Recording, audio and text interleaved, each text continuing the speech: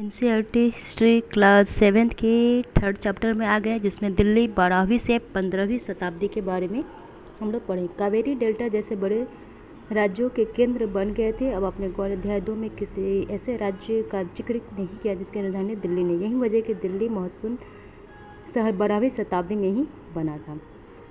पहले तोमर राजपूतों के काल में दिल्ली के साम्राज्य की राजधानी 12वीं सदी के मध्य में तोमरों को अजमेर के चौहानों, जिसे चहमान के नाम से भी जाना, ने परास्त किया। तोमरों और चौहानों के राज्य में दिल्ली वाणिज्य जो एक महत्वपूर्ण केंद्र जो बन गया था। दिल्ली एक महत्वपूर्ण केंद्र जो बना था वो तोमरों और चौहानों के राज्यकाल में ही बना था।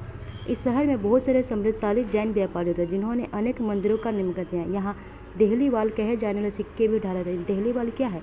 एक प्रकार का सिक्का है जो कि ढाला जाता था। 13वीं सदी के आरंभ में दिल्ली सल्तनत की स्थापना हुई। दिल्ली सल्तनत की स्थापना जो 13वीं सदी में हुई थी। इसके साथ दिल्ली एक ऐसी राजधानी बनी जिसका नियंत्रण इस उपमहाद्वीप के बड़े क्षेत्र में बना हुआ था। उन 5 वंशों की पहचान जिनमें मिलकर दिल्ली सल्तनत में थी। उसके बाद से यहाँ देखते हैं फिरोजाबाद, फिरोज शाह कोटाला, यमुना नदी का अपना मार्ग, फिर इसके से हौज खासा, सिद्दी, जहाँपनाह, दिल्ली यकुहना, कुतुब मीनार, हौज सुलाई, तुगलकाबाद, अलीदवाद। ये पूरा दिल्ली का ही पार्ट बता रहा है। आज हम दिल्ली के नाम से जानते हैं। वहाँ कई सुल्तान अनेक नाम बसाए। दिल्ली यकुहना, सिरी और जहाँपनाह को यहाँ में दिया गया वो पहचानना है। उसके बाद है दिल्ली के शासक। सबसे पहले कौन है और आरंभिक शताब्दी 13वीं शताब्दी में होता है वो उसके बारे में। राजपूत वंश तोमर जो है 1130 से 1145 के बीच में आता है। उसके चौहान जो है इनका शासनकाल 1165 से 1192 तक था। चौहान राज्य में तोमर के अंतर्गत आते थे अनंगपाल और चौहान में आते थे पृथ्वीराज चौहान जो 1175 से 1192 तक उनका शासक रहा। उसके बाद से प्रारंभिक तुर्की शासक जो 1206 से 1290 के बीच में थे, जिसमें थे कुतुबुद्दीन एबक, शमसुद्दीन इल्तुतमिश, रजिया और गियासुद्दीन बलबन जो थे। उसके बाद है खिलजी वंश। खिलजी वंश जो था 1290 से 1320 के था, जिसमें जलालुद्दीन खिलजी जिसका शासनकाल 1290 से 96 के बीच में था। अलाउद्दीन खिलजी जो 1296 से 1316 के। उसके बाद खिलजी वंश के बाद तुगलक वंश। तुगलक वंश 1320 से 1414 तक था। गियासुद्दीन तुगलक जिसका शासनकाल 1320 से 24 तक था। उसके बाद है मोहम्मद तुगलक जो 1324 से 1351 तक था। उसके बाद है फिरोज शाह तुगलक जो इसका शासनकाल 1351 से 1388 तक था। उसके बाद है सैयद वंश जो 1414 से 1451 के बीच में था। खिज्र खां सैयद वंश के अंतर्गत आता था जो 1414 से 1421 तक था।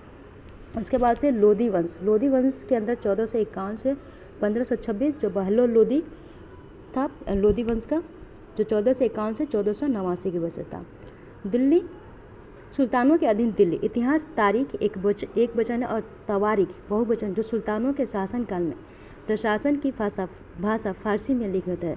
तवारीख के लेखक सचिव, प्रशासक, कवि और दरबारी से सुशिक्षित व्यक्ति होते थे जो घटनाओं का वर्णन भी करते थे, शासकों के प्रशासन संबंधी सलाह भी देते हुए न्याय संगत शासन के महत्व पर बल भी देते थे। न्यायचक 13वीं सदी के इतिहासकार फ़ख-ए-मुदब्बिर ने लिखा, राजा काम सैनिकों से के बिना नहीं चल सकता था। सैनिक वेतन के बिना नहीं जी सकते। वेतन आता है किसानों को एकत्रित किए गए राजस्व, मगर किसान भी राजस्व तभी चुका सकेंगे जब वे खुशहाल और प्रसन्न होंगे। ऐसा तभी हो सकता है जब राजा न्याय और ईमानदार प्रशासन हो। उसके बाद जन्म के आधार पर विशेषाधिकार का दावा। उदाहरण के लिए लोग मानते थे कि कुलीन व्यक्तियों को कुछ खास परिवार में जन्म लेने के कारण शासन करने का अधिकार विरासत था। उसका लिंग भी स्त्री और पुरुषों के बीच सामाजिक और शारीरिक समझौता का यह अंतर था। कुछ बातें तवारीख के लेकर नगरों के विशेषकर दिल्ली में थे, गाँव में शायद ही कभी रहते थे। वे अक्सर अपने इतिहास सुल्तानों के लिए उनमें ढेर सारे इनाम इकरामा पाने की आशा लिखा करते। ये लेखक उस शासकों के जन्म से अधिकार और लिंग भेद पर आधारित था। आदर्श समाज व्यवस्था बनाए रखने की सलाह देते थे। उनके विचार से सारे लोग सहमत नहीं होते थे। सन 1236 में सुल्तान इल्तुतमिश की बेटी जो थी सुल्तान इल्तुतमिश की बेटी रजिया सुल्तान सिंहासन पर बैठी। इल्तुतमिश की बेटी जो थी वो रजिया सुल्तान थी। युग के इतिहासकार मिनहाज ने स्वीकार वह अपने सभी भाइयों से अधिक योग्य और सक्षम थी, लेकिन फिर भी वह एक रानी के शासक के रूप में मान्यता नहीं दे पा रहा था। राज दरबारी जन भी उसके स्वतंत्र रूप से शासन करने की कोशिशों से प्रसन्न थे। सन 1240 में उसे सिंहासन से हटा दिया गया। रजिया के बारे में मिनहाज सिराज के परिवार के विचार कैसे थे?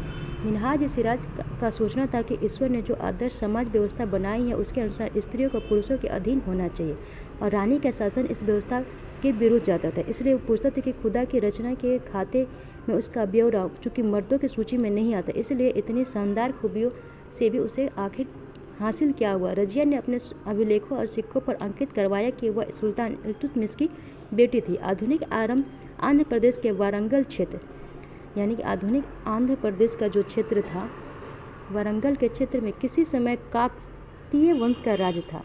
ये आंध्र प्रदेश में काकतीय वंश का राज्य था। उस वंश की रानी रुद्रमा देवी 1262 से 1289 में व्यवहार से रजिया के व्यवहार बिल्कुल विपरीत था। रुद्रमा देवी ने अपने अभिलेखों में अपना नाम पुरुषों जैसे लिखवाकर अपने पुरुष होने का भ्रम पैदा किया। एक और महिला साक्षी थी कश्मीर की रानी दिद्दा, उनका नाम दीदी बड़ी बहन से निकला। जाहिर है प्रजा ने अपनी प्रिय रानी को यह स्नेह भरा संबोधन दिया होगा। उसके बाद से हैं खलजी और तुगलक वंश के अंतर्गत जो है प्रशासन नज़दीक से एक दिल्ली सल्तनत जैसे विशाल साम्राज्य के समेटने के लिए विश्वसनीय सूबेदारों तथा प्रशासकों की दिल्ली के आरंभिक सुल्तान विशेषकर इल्तुतमिश सामंतों और जमींदारों के स्थान पर अपने विशेष गुलामों को सूबेदार नियुक्त करना अधिक पसंद करते थे। इन गुलामों को फारसी में बदंगा कहा जाता था तथा इन्हें सैनिक सेवा के लिए खरीदा जाता है। कुछ राज्य के बहुत से अधिक महत्वपूर्ण राजनीतिक पदों पर काम करने के लिए बड़ी सावधानी से प्रशिक्षित किया जाता, चूँकि वे पूरी तरह अपने मालिक पर निर्भर थे, इसलिए सुल्तान भी विश्वास करके उन पर निर्भर हो सकते थे। बेटों से बढ़कर गुलाम हो जाते थे। खलजी तथा तुगलक शासक बदंगा का इस्तेमाल करते रहे और साथ ही अपने पर आश्रित निम्न वर्गों के लोगों को भी ऊंचे राजनीतिक पदों पर बैठाते रहे। ऐसे लोगों को सेनापति और सूबेदार जैसे पद दिया जाता, लेकिन इससे राजनीतिक अस्थिरता पैदा होने लगी। गुलाम और आश्रित अपने मालिकों और संरक्षकों के प्रति तो वफादार रहते थे, मगर उनके उत्तराधिकारियों के प्रति नहीं। सुल्तानों के अपने नौकर होते थे। फलस्वरूप किसी नए शासक के सिंहासन पर बैठने ही प्राय नए और पुराने सरदारों के बीच टकराहट शुरू हो जाती थी। सुल्तानों द्वारा निचले तबके के लोगों को संरक्षण दिए जाने के कारण उच्च वर्ग के कई लोगों को गहरा धक्का भी लगता था। फारसी तवारीख के लेखकों ने निचले खानदान के लोगों को ऊंचे पदों पर बैठाने के लिए दिल्ली के सुल्तानों की भी आलोचना की थी। सुल्तान मोहम्मद तुगलक के अधिकारी सुल्तान मोहम्मद तुगलक के अजीज़ खुमार नामक कलाल, शराब बनाने और बेचने वाला फिरोज हज्जाम नामक नाई, मनका तब्बाक नामक बावर्ची और लड्ढा तथा पीरा नामक माली को ऊंचे प्रशासनिक पदों पर बिठाया था। 14वीं शताब्दी के मध्य में इतिहासकार जियाउद्दीन बर्नी ने इन नियुक्तियों का उल्लेख सुल्तान के राजनीतिक विवेक के नाश और शासन करने के अक्षमता के उदाहरणों के रूप में किया है। पहले वाले सुल्तानों की तरह खलजी और तुगलक शासकों ने भी सेना नायकों को भिन्न भिन्न आकार के इलाकों के सूबेदार के रूप में नियुक्त किया। वे इलाके इक्ता कहलाते थे और संभालने वाले अधिकारी इक्तादार या मुफ्ती कहते जाते थे। मुफ्ती का फर्ज था सैनिक अभियानों का नेतृत्व करना और अपने इक्तों में कानून और व्यवस्था बनाए रखना। अपनी सैनिक सेवाओं के बदले वेतन के रूप में मुफ्ती अपने इलाजों के राजस्व की वसूली किया करते थे। राजस्व के रूप में मिली रकम से ही वे अपने सैनिकों को भी तनख्वाह देते। मुफ्ती लोगों पर काबू रखने का सबसे प्रभावी तरीका यह था कि उनका पद वंश परंपराओं से न चले और उन्हें कोई भी इक्ता थोड़े समय के लिए ही मिले, जिसके बाद उसका हस्तांतरण किया जाए। सुल्तान अलाउद्दीन खलजी और मोहम्मद तुगलक के शासन में नौकरी के इन कठोर नियमों का बड़ी सख्ती से पालन होता है। मुफ्ती लोगों द्वारा एकत्रित किए गए राजस्व की रकम का हिसाब लेने के लिए राज्य का लेखा अधिकारी नियुक्त किए जाते थे।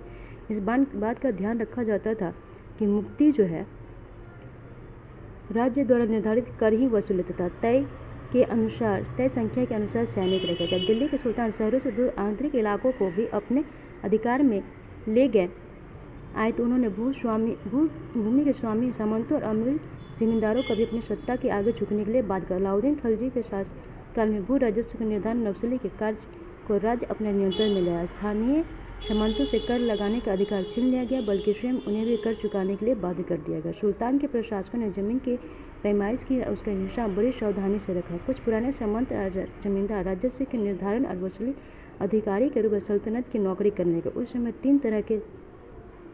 तीन तरह के कर थे। पहला जो कर था वह कृषि पर, जिसे खराज कहा जाता था, जो किसान की उपज का लगभग 50% होता। दूसरा मवेशियों पर था और तीसरा घरों पर था। इन खराज जो होता है वो कृषि से रिलेटेड जो करता है। याद रखना जरूरी है कि इस उपाधि का काफ़ी बड़ा हिस्सा दिल्ली के सुल्तानों के अधिकार से बाहर ही था। दिल्ली से बंगाल जैसे सुदूर प्रांतों का नियंत्रण कठिन था। दक्षिण भारत की विजय के तुरंत बाद ही वह क्षेत्र फिर से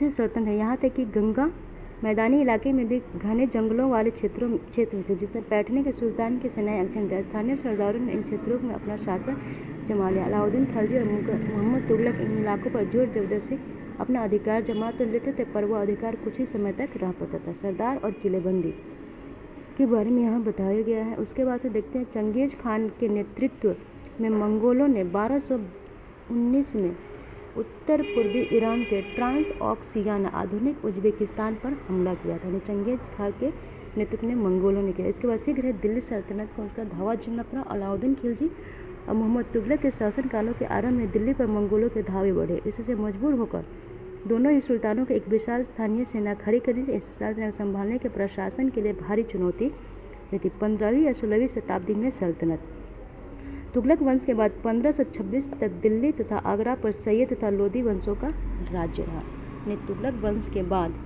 1526 तक दिल्ली पर सैयद और लोदी वंश का भी राज्य रहा।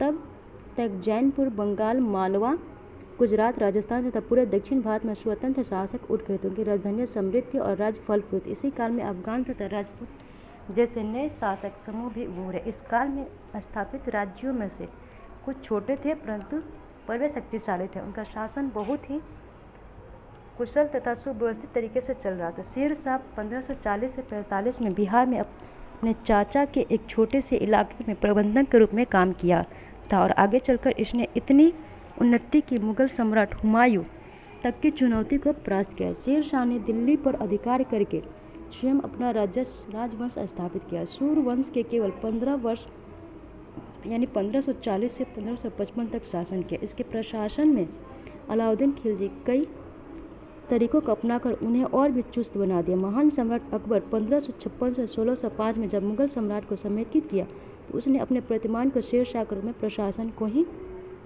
अपनाया था। इसके बाद से इसमें और भी कुछ था इम्पोर्टेंट जो देख लेते हैं। शेर शाह ने 1540 से 1555 बिहार में अपने चाचा के एक छोटे से इलाके प्रबंधक के रूप में काम किया था। आगे चलकर इतनी उन्नति की कि मुगल सम्राट हुमायूं 1530 से 40, 1555 से 1556 तक चुनौती दी और परास्त किया। शेर शाह ने दिल्ली पर अधिकार करके स्वयं अपना राजस्व स्थापित किया था। यानी तुगलक वंश के बाद शेर शाह भी आया था, शेर शाह भी आए थे और बाकी सारे भी आए थे। इस तरह से ख़त्म हुआ। नेक्स्ट के लिए नेक्स्ट वीडियो में